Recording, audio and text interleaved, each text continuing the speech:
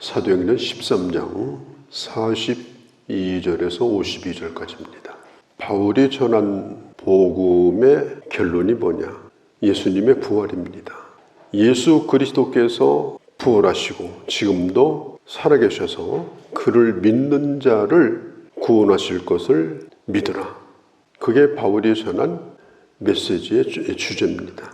이 비시디 안디옥은 소아시아 지역에서 갈라디아 구역입니다. 그러니까 갈라디아 교회에게 보낸 편지가 갈라디아서 아닙니까? 그런데 실제로 갈라디아 지역에 있었던 교회가 바로 이 지역이 비시디 안디옥이에요.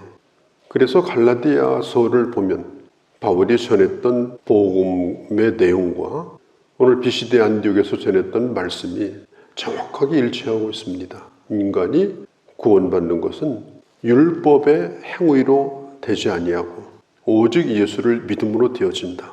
누가 아브라함의 자손이냐? 율법을 행하는 자가 아니라 예수를 믿는 자다. 그것을 분명히 갈라디아서도 말하고 있습니다.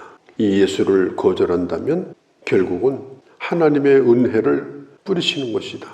그러나 예수를 믿는다면 그 예수를 힘입어서 하나님은 능히 너희들을 구원할 것이다. 그래서 바울이 이제 강조합니다. 40절에도 나와 있죠. 이 복음에 대해서 거절하지 말라. 받아들이고 예수를 믿으라. 하나님이 아무리 은혜를 베푸셔도 너희들이 복음을 들었다 하더라도 결론적으로는 예수를 믿어야 된다. 예수를 믿지 않으면 이 복음은 너희와 상관이 없다. 이렇게 이제 얘기를 하니까 그 얘기를 들었던 그날 회당에 있던 사람들이 어떤 반응을 하느냐. 다음 주에도 안식일 날 나와서 좀 얘기를 좀 더 해달라. 조금 더 듣고 싶다. 이 사람들이 예수를 믿었다, 구원받았다 이렇게 말하긴 어려운데 하나님의 은혜가 그들에게 이미 임하기 시작했다. 이걸 알 수가 있어요. 바울과 바나바가 회당에서 나오자 그날 은혜 받았던 사람들이 바울과 바나바를 따르게 됩니다. 43절에 바울과 바나바를 따르니 그때 두 사도가 따르는 그 사람들에게 한 얘기가 있습니다. 항상 하나님의 은혜 가운데 있어라. 바울은 그들에게 하나님의 은혜가 임한 걸 벌써 알았습니다. 그러나 구원받을 만큼의 은혜인지는 알 수 없어요. 하나님이 은혜를 부어주기 시작한 거예요. 이미 마음이 열렸습니다. 그러니까 다음 주에 또 듣고 싶다고 그러고 말씀을 듣고 나서도 바울과 바나바를 떠나지 않고 자꾸 따라다니면서 물어보고 벌써 관심이 있는 거거든요. 그래서 말합니다. 하나님의 은혜 가운데 있으라. 항상 하나님의 은혜 가운데 있으라. 이게 아주 중요합니다. 우리가 늘 바라고 원하는 것이 무엇이어야 되는가 하면 하나님 오늘도 은혜 받게 하시고 그 은혜를 결코 쏟아버리지 않게 하시고 항상 하나님의 은혜 가운데 있게 하옵소서. 고린도서 6장에 보면은 1절 2절에 은혜를 헛되이 받지 말라. 보라 지금은 은혜 받을 만한 때요 구원의 날이다. 이미 은혜 받았어요. 받은 은혜를 쏟아버리지 말고 헛되이 받지 말라. 그리고 지금도 은혜 받을 기회가 왔으니까 또 은혜를 받으라. 지금도 구원의 날이 이르렀으니까 구원을 받으라. 신앙생활 잘하는 길은 계속해서 은혜 받는 길입니다. 은혜의 길을 걸어가는 겁니다. 그 은혜를 떠나지 않는 것입니다. 은혜가 뭡니까? 자격이 없는 자에게 주시는 하나님으로부터 오는 모든 것이 다 은혜입니다. 하나님이 오늘 우리 살려주지 않았으면 여기 나올 수가 없어요. 지금 살아있는 게 은혜입니다. 오늘 이렇게 예배할 수 있는 게 은혜예요. 하나님이 주시는 모든 것이 다 은혜입니다. 그 은혜를 깨닫고 사는 게 중요한 거고 하루만 깨닫는 것이 아니라 매일마다 그 은혜를 쏟아버리지 아니하고 은혜 위에 은혜를 끊임없이 쌓아가는 생활을 해야 돼요. 요한복음 1장에 보면 말씀이 육신이 되어 우리 가운데 거하매 은혜 위에 은혜더라. 은혜 위에 은혜라는 말은 이미 은혜를 받았어요. 그런데 앞으로도 계속해서 그 은혜를 받으며 살아갈 것이다. 이스라엘 백성들이 애굽에서 나올 때도 바로하고 싸워서 나온 겁니까? 은혜로 나온 거예요. 홍해를 건넌 것도 수용해서 건넜습니까? 은혜로 건넌 거예요. 광야에서 먹고 마시고 산 것도 농사지어서 했습니까? 은혜로 되어진 거예요. 홍수가 나서 어마어마한 물이 흐르고 있는 그 요단강을 자기들 힘으로 건넜습니까? 은혜로 건넌 거예요. 가나안 땅을 정복한 것 은혜로 한 거예요. 타사 시대도 은혜로 400년을 지난 거예요. 성경에 보면은 죄를 짓고 끌려 나온 여인이 돌에 맞아 적을 위기에 있을 때 그를 구해준 것도 은혜입니다. 나하만이 문둥병에 걸려가지고 틀림없이 죽게 생겼는데 요단강에 가서 물에 담그니 나은 것도 은혜입니다. 십자가 옆에서 예수님을 처음에는 욕하다가 예수님을 바라보고 그를 마음을 열고 믿게 된 강도, 죽기 5분 전에 예수 믿은 강도, 그의 힘으로 예수 믿었습니까? 은혜입니다. 그러면 그들만 은혜 받았습니까? 아닙니다. 우리도 이미 그런 은혜를 충분히 받은 자이고 우리에게 주어지는 과제는 뭐냐? 그 은혜 가운데 계속 거하는 생활을 해야 돼요. 거기서 나오면 안 돼요. 은혜를 빠져나오면 육신만 남게 되는 거예요. 우리가 은혜에 젖어 있을 때 우리의 연약함에도 불구하고 하나님의 사람으로 살 수 있는 거지, 거기서 나오게 되면 그 몰골은 아주 흉측하게 그지가 없습니다. 무엇보다도 은혜의 사람이 되도록 해야 됩니다. 세상에서는 힘 있는 사람에게 은혜 받으려면 쉬운 게 아니에요. 학교에서도 교수에게 은혜를 입으려면, 정치판에서도 힘 있는 사람한테 은혜를 받으려면 목숨 걸어야 됩니다. 최선을 다해야 돼요. 모든 걸 다 갖다 바쳐야 돼요. 그러고도 나중에 버림받아요. 내가 너 언제 봤냐 그래요. 나 너 이름도 기억 안 나는데, 골프도 같이 쳤잖아요. 나 기억 안 나. 그게 세상이에요. 사람에게도 은혜 받고 사는 것이 쉬운 게 아니에요. 모른다고 그러면 끝이에요. 그런데 우리가 하나님 앞에 은혜를 받았다는 것을 이걸 깊이 생각해야 됩니다.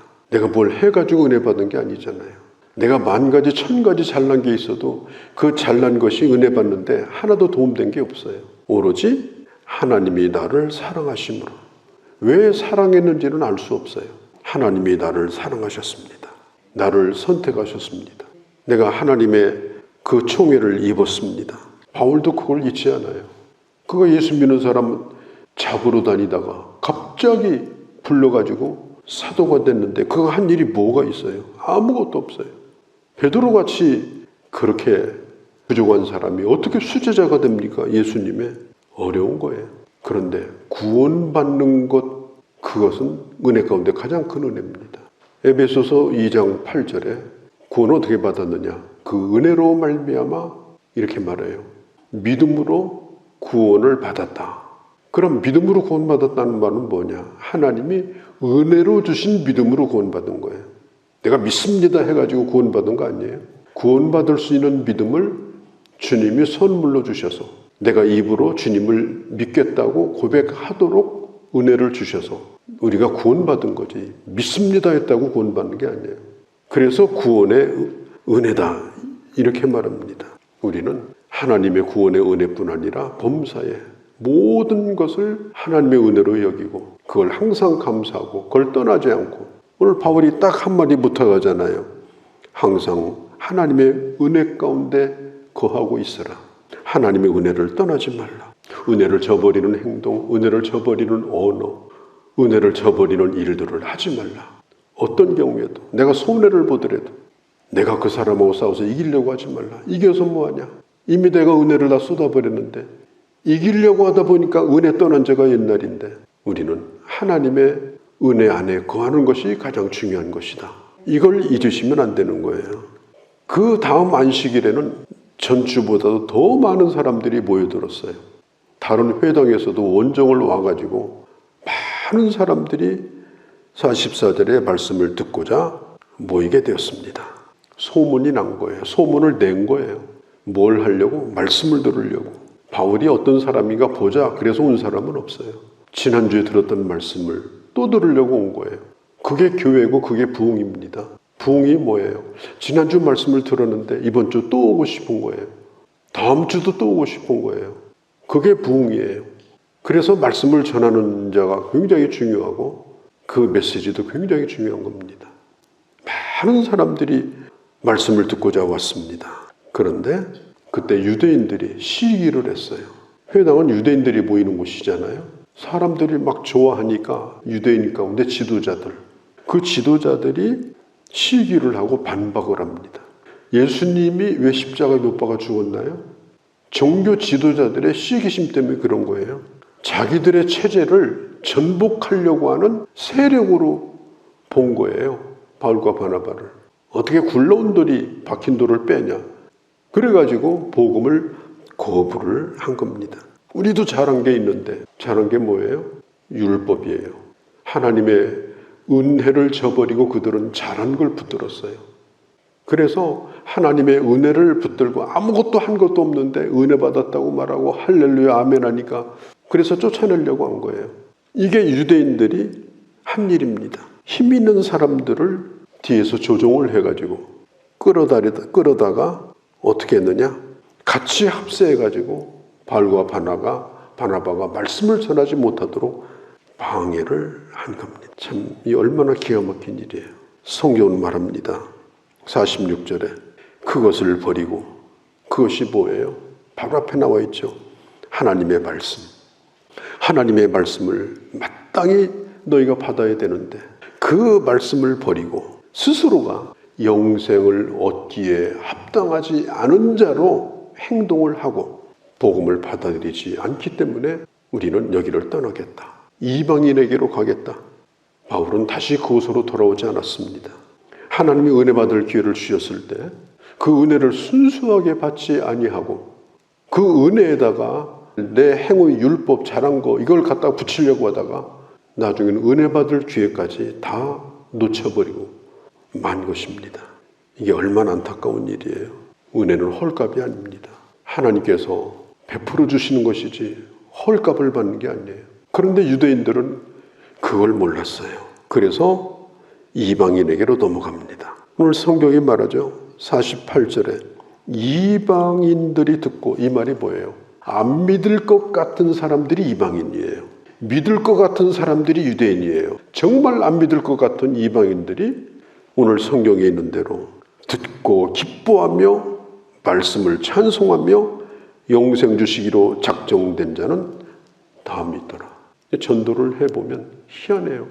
믿을 것 같은데 나중에는 결국은 안 믿어. 어떤 사람은 안 믿을 것 같아. 믿을 구석이 전혀 없어. 그런데 그 사람이 진짜로 믿어요. 알 수 없는 일이에요. 이런 걸 보면은 하나님이 참 택한 자가 있구나. 하나님이 작정한 사람이 있구나. 참 그런 걸 우리 스스로가 인정하지 않을 수가 없어요.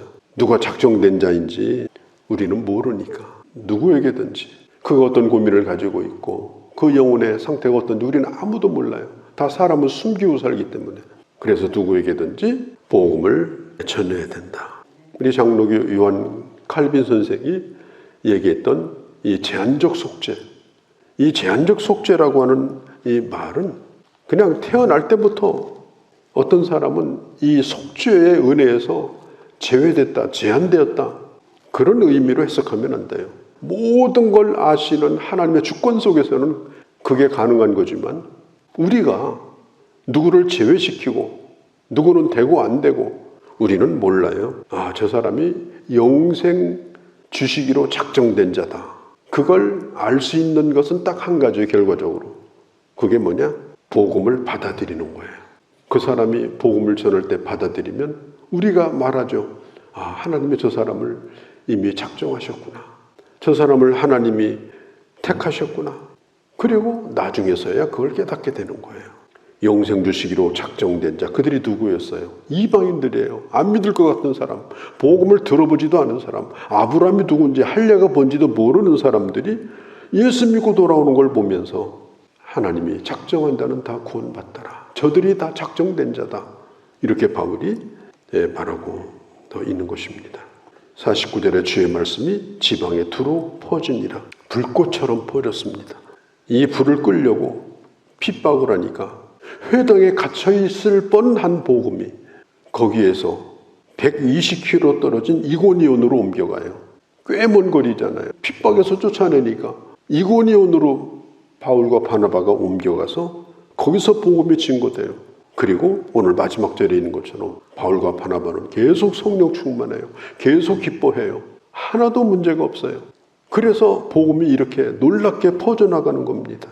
발바닥에 51절에 티끌을 떨어버리고 갔습니다. 이게 무슨 얘기일까요? 실패를 인정했다는 뜻이 아니에요. 패배감에 빠져서 터덜거리며 갔다, 그런 뜻이 아닙니다. 좋지 않은 기억들, 나를 반대했던 사람들의 그 악한 것들, 이런 걸 다 잃어버리고 또 새롭게, 또 새로운 마음으로 전하기 위해서 출발을 하는 거예요. 이게 부활을 믿는 사람들의 아름다운 모습입니다. 이게 바로 부활신앙이에요. 성령 충만하면 이렇게 됩니다. 바울과 바나바가 이 비시디아 안디옥에 들어갈 땐 자기 발로 들어갔는데 나올 때는 쫓겨났어요. 전혀 실패했다고 느끼지도 않았어요. 오히려 성령 충만하여 이고니온으로 가서 하나님의 말씀은 계속해서 증거되고 있습니다. 우리가 꿈꾸는 전도자가 뭐냐? 바로 이런 전도자입니다. 하나님의 은혜가, 하나님의 그 능력이, 내가 믿는 그 부활의 복음이 그 어떤 것도 나를 꺾거나 굽힐 수가 없고 그 기쁨을 유지하면서 오늘 새롭게 또 출발할 수 있는, 이게 바로 전도자의 발걸음인 것입니다. 하나님 주신 그 큰 은혜와 능력으로 이렇게 하루하루를 살아가고 은혜의 길을 끝까지 걸어갈 수 있는 그런 주님의 자녀들이 되어주시기를 바랍니다. 거룩하신 우리 아버지, 자기 발로 들어왔지만 결국은 쫓겨났습니다. 쫓겨나면서도 전혀 불편하지 않았고 성령 충만, 기쁨 충만했고 그들은 이고니온으로 가서 주의 복음을 증거했습니다. 하나님이 내게 은혜 베푸셔서 은혜 받은 자로 이 일을 하고 있사오니 이렇게 저희들도 우리에게 주신 사명을 감당하는 아름다운 주의 제자들이요 주의 사람들이 다 되게 하여 주시옵소서.